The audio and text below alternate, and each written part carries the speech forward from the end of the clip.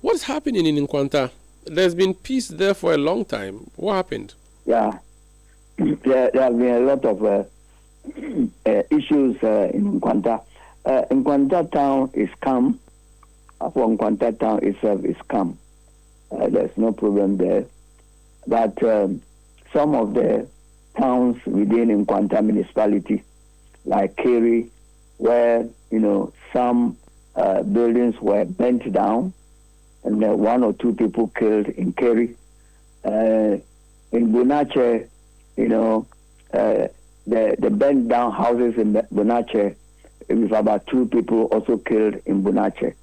The houses that were burnt in Bunache included the Achede Chief's palace, where about 2 people were also reported dead. Now, when you come to Power, that was where the student who lost his life comes from. There were a lot of house burning, in Power.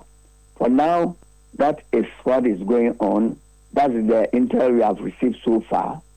But we have asked the Konkoma chief from Paza to talk to his brothers and sisters who are Konkomas. It's looking like the Konkomas are attacking the Achedes in those areas. This is what we don't know about, except a reason that a student who comes from Power and a Konkoma was unfortunately, he had a stray bullet and he died, and that might have, increased the tension in those areas. That is it for now. So the student who has been killed is a Konkoma, you say? Yeah, he's a Konkoma, yeah. Okay. He was a Konkoma. And then what happened again, what even increased the tension was that, some 2 students, Konkoma students from Power, were coming back to Nkwanta to take their belongings. And then there were straight bullets hit the 2 of them, but luckily none of them, died. And that generated a lot of tension, on that line. That's Power, Kerry, Abewanko, down to the roadside. And it has not been easy since yesterday.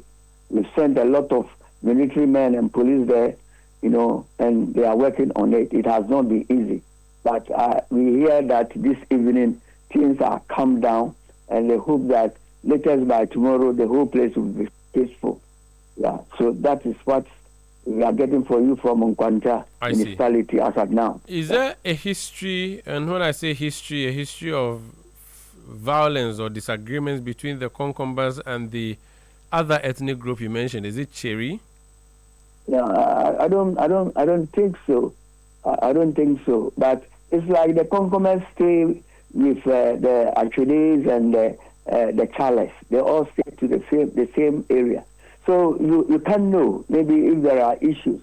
But to be frank with you, the death of the Konkoma guy and the 2 students that had street bullets has increased a lot of tension in the areas where the Konkomas and Achedes, stay together. It has created a lot of problem for us, and we need to beef up the security.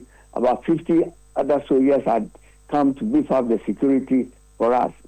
Like in Bunache, where the Konkomas and Achedes also stay together, they burnt the palace of the Achede chief, and about 2 or 3 people are reported killed there. I see. But now the soldiers have gone there, and the whole place is calm for now. Have there been any arrests? Okay, yes, there have been arrests. Yeah, 2 days ago or 3 days ago, they arrested 8, guys who belong to one ethnic group. Some of them holding guns and other things. Some of them shooting at the police and the military. So they were arrested. We heard this morning too, about 2 or 3 has been arrested. Those who were arrested. Yes. Those who were arrested on Friday were sent to Accra, and they are in Accra. They are in the custody in Accra for now. I see. President John Mahama's representative, the trusted one in that region, is you. You are the chairman of the coordinator of the security situation in that region. All the security agencies report to you. Now, Yes, sir. part of the Yeah. work of security is to engage in preemption. Are Yeah. you saying to us tonight that at no point did you pick any intelligence at all as a coordinator for security in the region that there You know, was bound to be this clash which led to what we saw? yeah, we picked intelligence, but we didn't have the security men until they came up to beef up the security. We picked the intelligence that things were not going on well.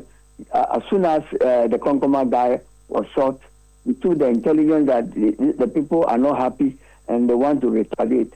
So we picked the intelligence and we reported to the national security. We reported to the military commander in Ho, and then they gave us people. More military people came, and as of yesterday, we had over about 100 of security men who were doing all this rounds. Does it mean that they didn't respond early enough when you made the request for deployment? No, you were taken by surprise. You know what they responded. So my point is that if you're taken by surprise, then your intelligence failed you. Because if your intelligence worked, then you would have known ahead of time and taken proactive measures. No. Let me explain. You know, we picked the intelligence that people were massing up to do things that we didn't know. We asked for the security people beef up, and they came. You know, one of the issues that created a problem was that, you know, when they announced the curfew time, the people always talk about that the curfew is only in Nkwanta town. But when you read the statement stated that it is in Nkwanta Township and its environs. You know, in a later issue, maybe 3 years ago, there was an issue like that, and some people were arrested and were taken to court and were released because of the statement that, you know, Nkwanta town and environs has a certain mileage to cover, and they left them, and that also created a problem.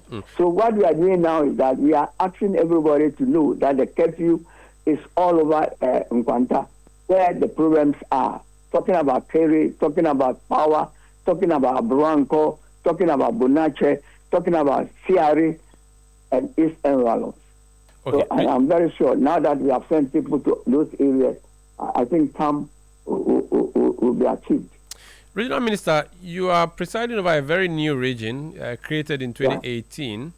Yeah. Do you have a regional? Do you have a police? You have a regional police command, don't you? I'm sure Dambai should have that. We have a regional command. But you do not have military. You don't have a single military base, do you? No, we don't have. So you rely on Ho. You rely on Ho for military support. That's it. That's the point, and that is what we are advocating for.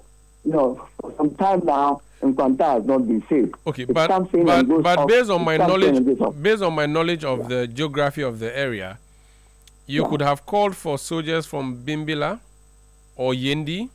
That would have been easier and quicker than coming from Ho. I don't know. What do you think? You know that talking to military men, they will ask you to call their regional commander. Anytime you have to talk to them to beef up the people, you have to report to their most senior, and he is the only person who can ask that please go up there and help. That is the situation. You know, Bimbila, I don't think Bimbila itself also has any military base.